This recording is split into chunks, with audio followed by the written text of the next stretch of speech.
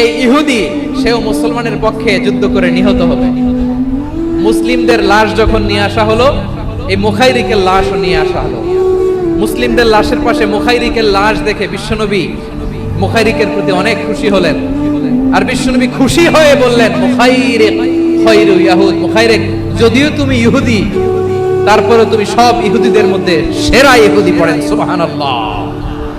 আমার নবী ইহুদিকেও সম্মান দিতে কার্পণ্য করে নাই, আওয়াজ করে বলেন আল্লাহু আকবার। এজন্য অমুসলিম হইলেই তারা আমাদের শত্রু নয়। শত্রু কারা? যে সমস্ত অমুসলিম আমাদেরকে নিশ্চিহ্ন করে দিতে চায়,